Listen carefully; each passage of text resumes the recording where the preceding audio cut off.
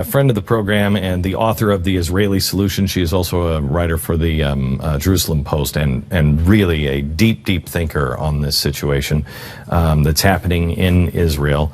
Caroline, I wanted to bring you in. I don't think most people, as they're watching just the regular coverage, they don't really know that Hamas is, in Hamas's charter, it quotes the Quran and says, hey, eventually Allah has promised us, even the trees and rocks will say, hey, there's a Jew hiding behind here, kill him. They don't understand what's really going on, that this is not about even occupied territories. This is about the destruction of all Jews.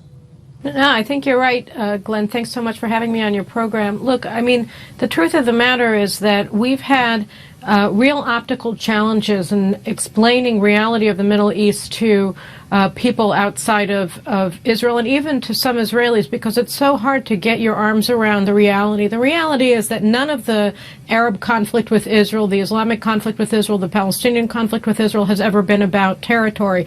It's always been about a desire on the part of Israel's neighbors to annihilate the Jewish state, to prevent it from even being established, years ago in 1948. And so it's never been about land, and it's never been about how much land Israel has. I keep losing my earpiece. Right. It's just about whether or not Israel exists. And so when people say, "Oh, it's Israel's fault," it's Israel's fault only to the extent that Israel exists. No matter how large Israel is or how small Israel is, as we see with the Hamas that are willing and forcing their people really to sacrifice their own lives in order to protect Hamas missiles that are being used to barrage Israeli cities, they'll stop at nothing. It's not that they want to build anything. They took the cement that they used to build the tunnels that IDF forces, Israeli military forces, have been destroying over the past several weeks, could have built 100 schools, 3 hospitals, numerous clinics, you name it. It was there. It was there for the taking. They were there. They got all of this concrete in order to build Gaza. They claimed it was for humanitarian assistance, and they used all of it to build a machinery of death and murder. So help me out with this, Carolyn, because, Hamas says that they want to open the borders and stop the genocide, whatever. I really believe that this is the beginning of almost a Muslim civil war. This is about setting the entire Middle East on fire. While it has everything to do with the destruction of Israel, that's only to unite as many Muslims as they can to get the Grand Caliphate really chugging. Do you agree with that at all? I do. I think that it's important to understand the instrumental role, you're right, that Israel and the Jewish people are playing for mobilizing support for Hamas, for mobilizing support for jihad worldwide, not just in the neighborhood. I mean, you mentioned the pro-Hamas protesters outside of the White House. And by the way, my nephew was there, and he had fake blood poured on him. His flag was taken from him violently and burned. He was threatened and called every name in the book by people who were openly violent. And so, this is happening all over. They're being energized by this. We see the scenes of synagogues being besieged by hundreds and hundreds of people who are rioting with the aim of destroying the synagogues in Paris, Jewish shops being burned and their windows shattered in Paris today, just as was the case, as you mentioned, in Germany in 1938. So, this is happening all over the place. It's happening in Europe. It's happening in the United States. You've had anti-Semitic protesters protesting in major cities throughout this country, whether it's Seattle, Los Angeles, San Francisco, Chicago, Boston. So help me out on this. So, this is an instigator for mobilizing people to support. It's not even a nihilistic end. It's the end of a religious empire, basically. So help me out on this, because we're repeating all the mistakes and we're turning a blind eye and we're going down the path that we did with Germany. Right. Where there will be peace in our day, Neville Chamberlain.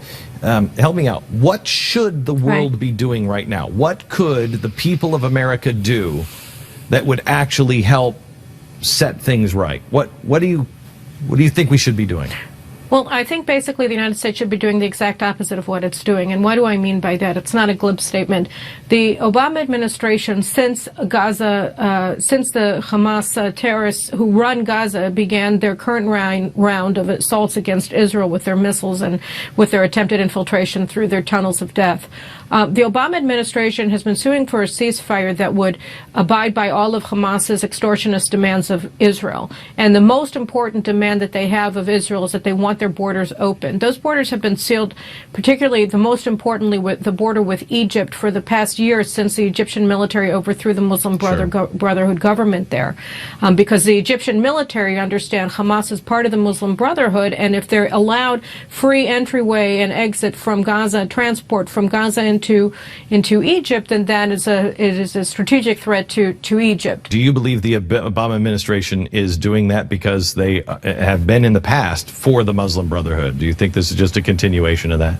I think yes, but I also think it's very important for Americans to understand whatever the rationale of the Obama administration, what they're doing is siding with Hamas against Israel in this war. And I think the most important thing that Americans can do is side with Israel by telling their congressmen, by telling their communities, by explaining both to one another and most importantly to their congressmen that the most important stand the United States has to take is to support Israel and Egypt in insisting on keeping Gaza's borders closed in order to destroy Hamas through attrition, to prevent them, to starve them out, to prevent them from resupplying, to prevent them from rebuilding their infrastructure of terrorism that Israel has fought to destroy at such great cost to our soldiers over the past month. Can you help me out on this? Talk to the Americans that might be saying, yeah, I know, but I see this on TV and I see, Israel is so strong. They have all the planes, they have everything, and, they're just lobbing things in and killing civilians. I know, get the bad guys, but, I mean, can you explain to somebody in a way that'll make sense that asymmetrical warfare is not always fair, but that's just the way it is? Look, I mean, Hamas has, first of all, they've built a very large arsenal. They have tens of thousands of rockets and missiles that they have been shooting at Israel for 5 weeks. And in fact, for the past 9 years, we've had tens of thousands of rockets and missiles falling on Israel. Border communities between Israel and Gaza, people have had to evacuate their homes. They can't live there. It's a disaster. It's a disaster. They're causing Israel to lose control of southern Israel. And we can't abide by that. And so we have to defend ourselves. We can't just stand back and say, oh, because these are more primitive rockets and when we field in our arsenal that we're not going to assault them back. If somebody is shooting your kids with a .22 caliber and you have a 9mm, does that make you the aggressor when you kick them out of your house? Thank you very much. Caroline, I so appreciate your writings. Thank you. And I follow you, and everybody in the audience should as well. And read the book, The Israeli Solution, written by Caroline Glick. Thanks. Back in a minute.